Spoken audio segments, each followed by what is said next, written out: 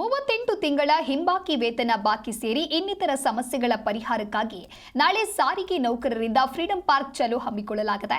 ಇಡೀ ರಾಜ್ಯಾದ್ಯಂತ ಬೆಂಗಳೂರಿನತ್ತ ಬರ್ತಾ ಇದ್ದಾರೆ. ಇಷ್ಟೆಲ್ಲ ಆಗ್ತಾ ಇದ್ದು ಜಾಣ ಕುರುಡುತನ ತೋರ್ತಾ ಇದೆ.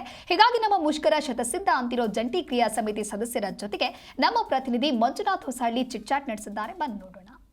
ರಾಜ್ಯದಲ್ಲಿರುವಂತಹ ಎಲ್ಲ ಸಾರಿಗೆ ನೌಕರರಿಗೆ ಸಮಸ್ಯೆ ಆಗ್ತಾ ಇದೆ. ಬರೋಬ್ಬರಿ 38 ತಿಂಗಳ ಅರಿಯರ್ಸ್ ಸರ್ಕಾರದಿಂದ ಕೊಡ್ತಾ ಇಲ್ಲ ಎನ್ನುವಂಥ ಆರೋಪ ಇದೆ. ಇದೇ ಒಂದು ಆರೋಪವನ್ನು ಪರಿಗಣನೆಗೆ ತೆಗೆದುಕೊಂಡಿರುವಂತಹ ಸಾರಿಗೆ ನೌಕರರು ನಾಡಿದ್ದು ಬೃಹತ್ ಹೋರಾಟಕ್ಕೆ ಮುಂದಾಗ್ತಿರುವಂಥದ್ದು.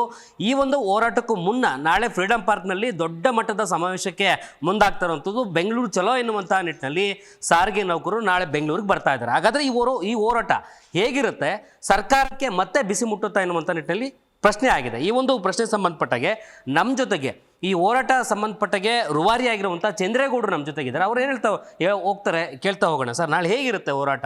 ಈ ಹೋರಾಟ ಸಕ್ಸಸ್ ಆಗುತ್ತಾ ಎನ್ನುವಂಥ ನಿಟ್ಟಿನಲ್ಲಿ ನಿಮ್ಮಲ್ಲಿ ಒಂದು ಮನೋಭಾವನೆ ಇದೆಯಾ ಅಂತ? ಇಲ್ಲ, ಏನು ನಾಳೆ ನಡೀತಕ್ಕಂಥ 19ರ ಬೆಂಗಳೂರು ಚಲೋ ಕಾರ್ಯಕ್ರಮ ಯಶಸ್ವಿಯಾಗಿ ಆಗುತ್ತೆ.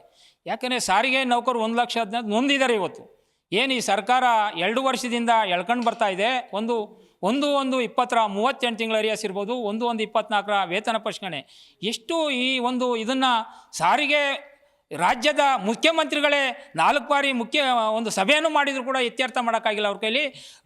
ರಾಜ್ಯದ ಸಾರಿಗೆ ಮಂತ್ರಿಗಳು ಕೂಡ 5-6 ಮೀಟಿಂಗ್ ಮಾಡಿದ್ರು, ಇವತ್ತು ಇತ್ಯರ್ಥ ಆಗದಲೇ ಆಡಳಿತ ವರ್ಗ 16 ಮೀಟಿಂಗ್ ಮಾಡಿದ್ರು, ಇತ್ಯರ್ಥ ಆಗಲಿಲ್ಲ. ಅಂದರೆ ಏನು ನಮಗೇನು 16,000 ಕೋಟಿ ಕೇಳಿಲ್ಲ. ನಾವು ನಮ್ಮ ಮಧ್ಯೆ ಇರ್ತಕ್ಕಂಥದ್ದು ಬರೀ 1,750 ಕೋಟಿ ಅರಿಯಸ್ 38 ತಿಂಗಳಿಗೆ ಕೊಡಬೇಕಾಗಿರೋದು. ಅದ್ರ ಜೊತೆಗೆ 24ರ ವೇತನ ಪರಿಷ್ಕರಣೆ ಅದು ಮ್ಯಾನೇಜ್ಮೆಂಟ್ ಕೊಡ್ತಕ್ಕಂಥದ್ದು, ಅದು ಯಾವುದೇ ಸರ್ಕಾರದಿಂದ ಕೊಡ್ತಕ್ಕಂಥದ್ದು.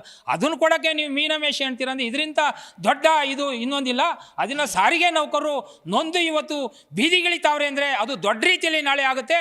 ಯಾವುದೇ ಥರ ಸ್ವರೂಪ ಪಡಿಬೋದು, ಮುಷ್ಕರ ಇರ್ಬೋದು ಅಥವಾ 16 ದಿವಸ ನಿಲ್ಬೋದು. ಅದನ್ನು ಫೇಸ್ ಮಾಡ್ತಕ್ಕಂಥದ್ದು ಇಲ್ಲಿರ್ತಕ್ಕಂಥ ಸರ್ಕಾರ, ಇಲ್ಲಿರ್ತಕ್ಕಂಥ ಆಡಳಿತ ಹೊರತು ಇದು ಸಾರಿಗೆ ನೌಕರದಲ್ಲ.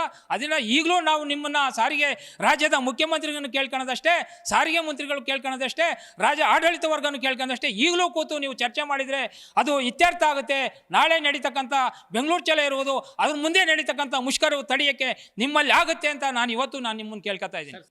ಸದ್ಯಕ್ಕೆ ಇದು ಜಂಟಿ ಕ್ರಿಯಾ ಸಮಿತಿ ಸಂಬಂಧಪಟ್ಟಾಗೆ ಅವರ ಪರವಾಗಿ ಮಾತಾಡಿದಂತಹ ಚಂದ್ರೇಗೌಡರ ಮಾತಾಗಿರುವಂಥದ್ದು. ನಮ್ಮ ಹೋರಾಟ ಶತಸಿದ್ಧವಾಗಿರುತ್ತೆ.